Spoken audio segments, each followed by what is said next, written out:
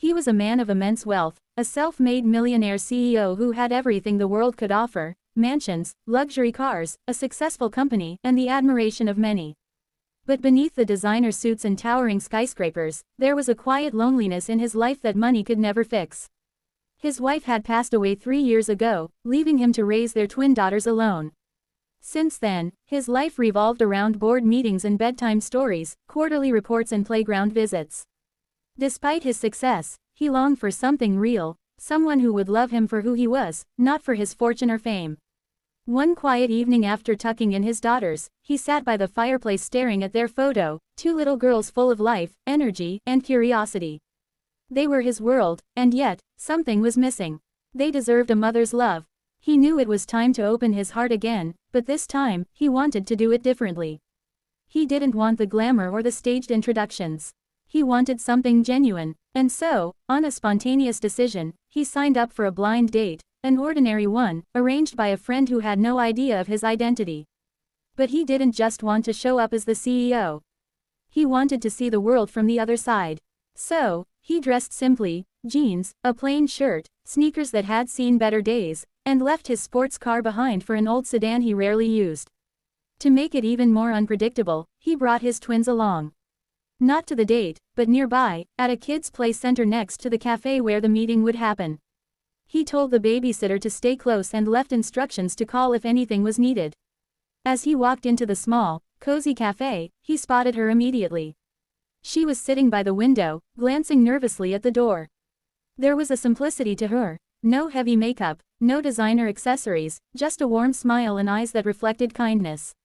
Her name was Sarah. She worked as a pediatric nurse, and as they began talking, he quickly realized she wasn't just beautiful, she was grounded, empathetic, and genuinely interested in people. From the start, he kept his identity a secret. He let her believe he was a freelance consultant just getting back on his feet after a rough patch.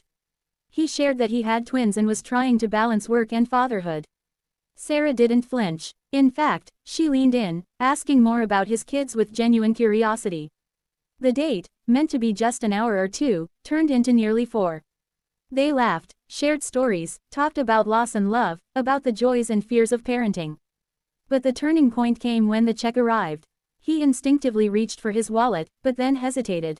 What would she do? Most women he had met in the past had expectations: fancy dinners, expensive gifts, and lavish gestures. But Sarah, she gently placed her hand over the bill and smiled. "Let me get this," she said. "You've got 2 little ones, and you're doing your best. It's just coffee and pie.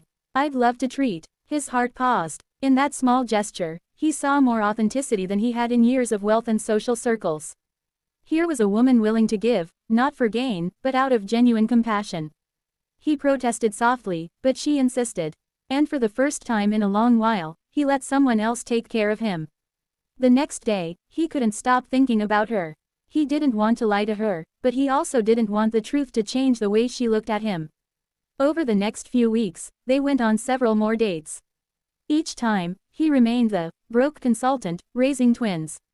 And each time, Sarah's kindness deepened. She brought little gifts for the girls: coloring books, hair clips, tiny bracelets. She offered to help babysit once, and when he allowed it, she played with the girls as if they were her own.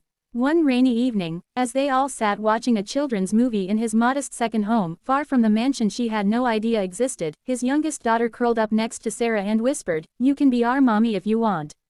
Tears welled up in Sarah's eyes, and she looked at him, confused, hopeful, afraid.